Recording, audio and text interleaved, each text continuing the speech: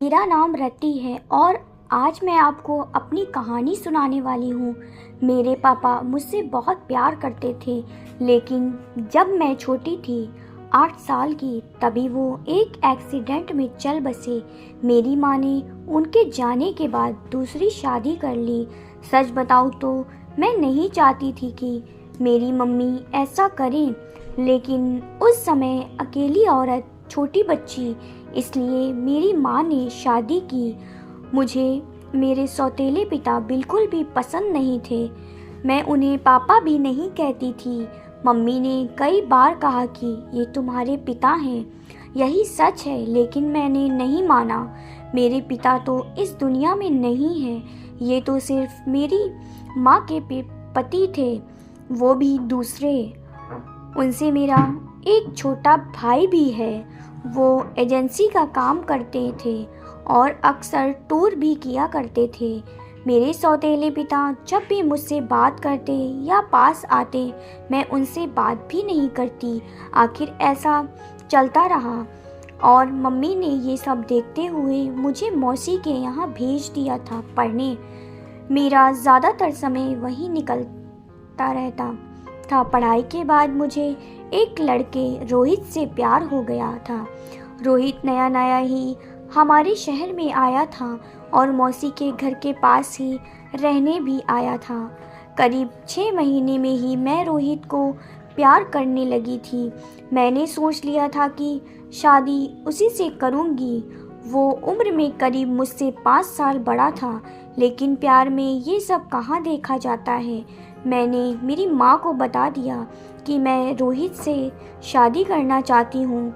मेरी माँ ने बोला ठीक है, रोहित को मिलने के लिए मेरे घर बुलाया। रोहित अनाथ था, उसके माता पिता और रिश्तेदार नहीं थे, इसलिए वो खुद मेरे घर हमारी शादी की बात करने गया। मुझे बस मेरी माँ की हाँ चाहिए थी। पिता से मुझे कोई मतलब नहीं था, लेकिन वो भी वहीं थे। जब रोहित आया था, माँ को लड़का पसंद आ गया। मैं खुश थी। रोहित चला गया और मम्मी भी कुछ काम से बाहर गई। जब मैं घर में अकेली थी, तब मेरे सौतेले पिता मेरे पास आए। बोले तुम उस लड़के से शादी नहीं करोगी। मैंने कहा आपसे किसने पूछा, चले जाइए यहाँ से। मैं वहाँ से जाने लगी, तब उन्होंने मेरा हाथ पकड़ा और फिर कहा तुम शादी नहीं कर सकती। इस बार उनकी आंखों में थोड़ा गुस्सा था। मैंने कहा मेरा हाथ छोड़िए और मुझसे दूर रहिए। मैं अपने कमरे में चली गई और दरवाज़ा बंद कर लिया। जब माँ आई, तब मैंने कहा कि तुम्हारा पति मेरे साथ बदतमीज़ी कर रहा था। माँ ने कहा चुप रहो, कुछ भी उनके बारे में मत बोलो, वो हमेशा तुम्हारा भला सोचते हैं। मेरी माँ के आंखों पर तो जैसे पट्टी बंधी थी। माँ ने फिर रात में मुझसे बोला कि ये लड़का रोहित सही है, तू अच्छे से जान पहचान निकलवा ली ना। मुझे समझ आ गया था कि उन्होंने इनके कान भर दिए। मैंने कहा कि खोट रोहित में नहीं है, तुम्हारे पति में। वो मेरी शादी नहीं होने देना चाहते। पता नहीं उनके दिल में क्या है, लेकिन मैं रोहित से ही शादी करूंगी। मेरा फैसला मेरी माँ अच्छे से जान चुकी थी, इसलिए हमारी शादी तय हो गई। शादी की तैयारियां होने लगी। मैं खुश थी। इस दौरान मैंने उनकी आंखों में अजीब सी बेचैनी देखी। मुझे साफ दिखाई दे रहा था कि वो नहीं चाहते थे कि मेरी शादी हो। आखिर कौन बाप ऐसा सोचेगा, लेकिन वो पिता नहीं थे। आखिरकार शादी का दिन आ गया। सुबह मैं अकेले में रोहित से छत पर बात कर रही थी। जैसे ही मैंने फ़ोन रखा, मेरे मुंह पर किसी ने पीछे से रुमाल रखा और मैं बेहोश हो गई। जब मुझे होश आया, तब मैं एक कमरे में एक बिस्तर से बंधी थी। मेरा मुंह भी बंधा था। मेरी शादी वाले दिन मुझे ये कौन उठाकर लाया? थोड़ी देर बाद कमरे का दरवाज़ा खुला और सामने थे मेरे सौतेले पिता। उन्होंने मेरे साथ ये किया था। पर आखिर वो मुझे यहाँ क्यों उठा कर लाए। मुझे वो पसंद नहीं थे, लेकिन वो इस हद गिरेंगे मुझे नहीं पता था। ऐसा तो मैंने उनके बारे में नहीं सोचा था। मैं यही सब सोच रही थी, तब वो बोले, मैं तुम्हारी शादी उस लड़के से नहीं होने दूंगा। वो खाना लेकर आए थे, उन्होंने मेरा मुंह खोला। मैंने कहा कि क्या चाहते हो तुम, मेरी शादी से इतने परेशान क्यों हो?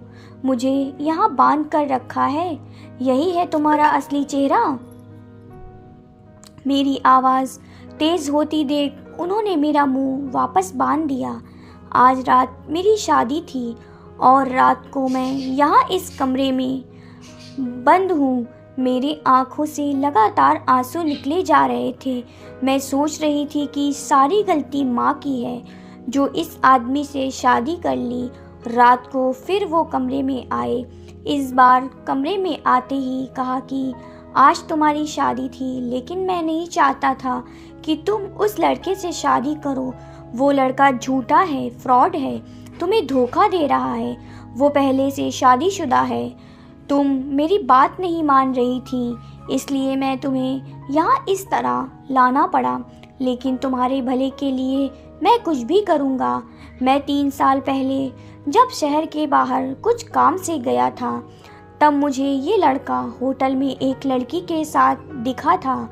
मुझे इसलिए याद है क्योंकि वो लड़की मेरी जानने वाले दोस्त को जानती थी।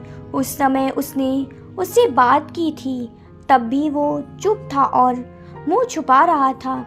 जब तुम उसे घर लाई, तब मुझे लगा ये वही है, इसलिए मैं तुम्हें मना कर रहा था। मैं जानता हूँ तुम मुझे अपना बाप नहीं मानती, लेकिन मैं तुम्हें हमेशा अपनी बेटी माना है और मैं वही करूँगा जिसमें तुम्हारी भलाई हो। फिर चाहे तुम मुझे कुछ भी समझो, कुछ भी बोलो, उस लड़के की सच्चाई तुम्हें सुबह पता चल जाएगी और तब तक मैं तुम्हें यहीं रखूँगा। और वहाँ से दरवाज़ा बंद करके चले गए। सुबह वो वापस आए, साथ में माँ थी। माँ ने पहले आते ही मेरे हाथ और मुंह खोला। मैंने मम्मी से कहा कि देखो इस आदमी ने क्या किया। अभी तक मुझे उनकी बातों पर रत्ती भर भी विश्वास नहीं था, लेकिन फिर दरवाजे से एक और औरत आई। उसके हाथ में एक छोटा बच्चा भी था।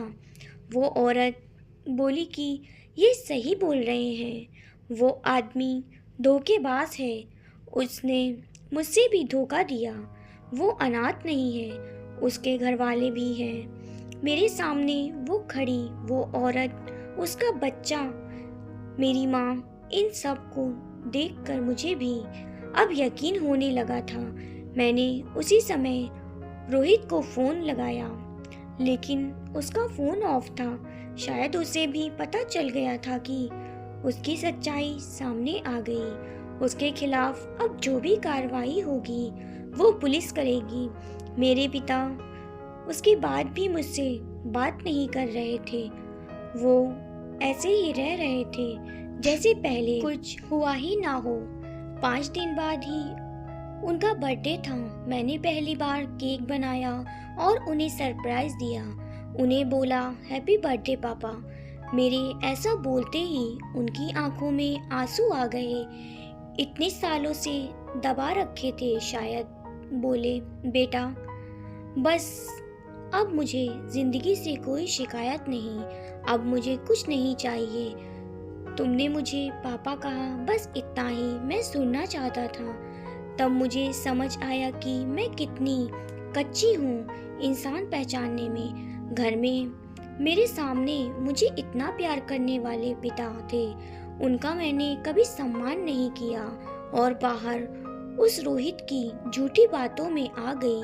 मेरे पिता ने न सिर्फ मेरी लाइफ बचाई, बल्कि मुझे ये भी बताया कि मैं कितनी गलत थी। उम्मीद करते हैं कि आपको हमारी ये कहानी ज़रूर पसंद आई होगी। अगर आपको पसंद आई है तो हमें लाइक करें, कमेंट करें, शेयर करें और सब्सक्राइब करें।